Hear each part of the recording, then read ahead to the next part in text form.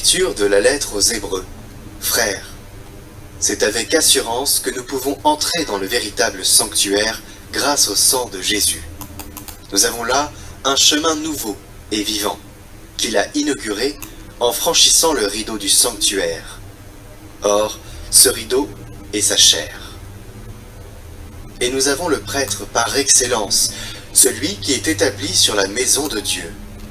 Avançons-nous donc vers Dieu avec un cœur sincère et dans la plénitude de la foi, le cœur purifié de ce qui souille notre conscience, le corps lavé par une eau pure.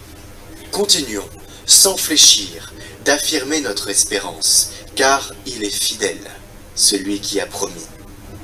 Soyons attentifs les uns aux autres, pour nous stimuler à vivre dans l'amour et à bien agir.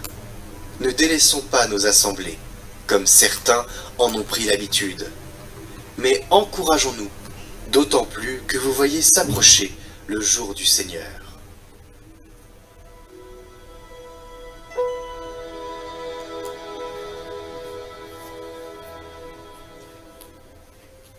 Voici le peuple de ceux qui cherchent ta face, Seigneur. Ô Seigneur, le monde et sa richesse, la terre et tous ses habitants, c'est lui qui l'a fondée sur les mers et la garde inébranlable sur les flots. Qui peut gravir la montagne du Seigneur et se tenir dans le lieu saint? L'homme au cœur pur, aux mains innocentes, qui ne livre pas son âme aux idoles. Il obtient du Seigneur la bénédiction, et de Dieu son Sauveur la justice. Voici le peuple de ceux qui le cherchent. Voici Jacob, qui recherche ta face.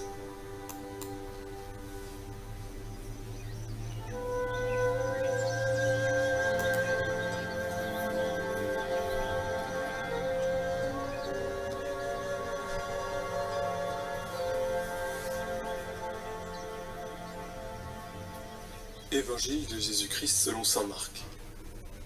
En ce temps-là, Jésus disait à la foule: « Est-ce que la lampe est apportée pour être mise sous le boisseau ou sous le lit? N'est-ce pas pour être mise sur le lampadaire? Car rien n'est caché, sinon pour être manifesté. Rien n'a été gardé secret, sinon pour venir à la clarté. Si quelqu'un a des oreilles pour entendre, qu'il entende. » Il leur disait encore: « Faites attention à ce que vous entendez. La mesure que vous utilisez sera utilisée aussi pour vous, et il vous sera donné encore plus. Car celui qui a, on lui donnera. Celui qui n'a pas, on lui enlèvera, même ce qu'il a. »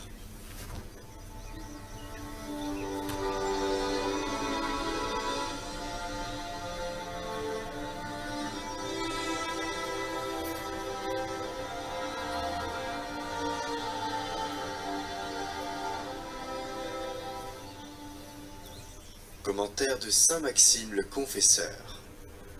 La lampe placée sur le chandelier dont parle l'Écriture, c'est notre Seigneur Jésus-Christ, lumière véritable du Père qui éclaire tout homme venant au monde. Quant au chandelier, c'est la Sainte Église.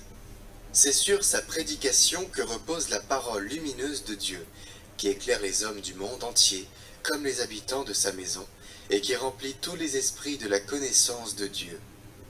La parole ne veut nullement demeurer sous le boisseau, elle désire être mise bien en évidence au sommet de l'Église. Dissimulée, sous la lettre de la loi comme sous le boisseau, la parole aurait privé tous les hommes de la lumière éternelle.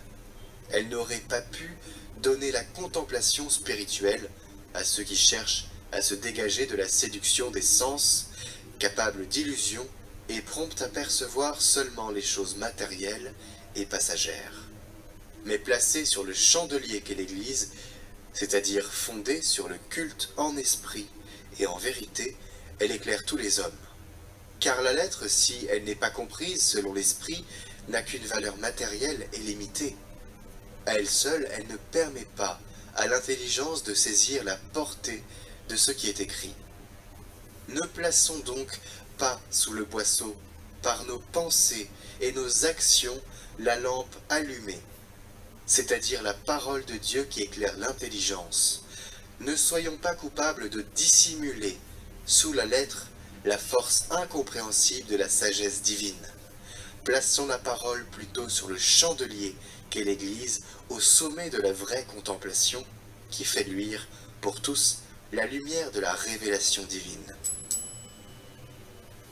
Chers frères et sœurs, ce commentaire de saint Maxime le Confesseur nous invite indirectement à ne pas choisir ce que nous souhaitons entendre dans la parole, mais à entendre toute la parole dans son entièreté et à ne pas mettre une parcelle, une fraction de ce qui ne nous plaît pas sous le boisseau.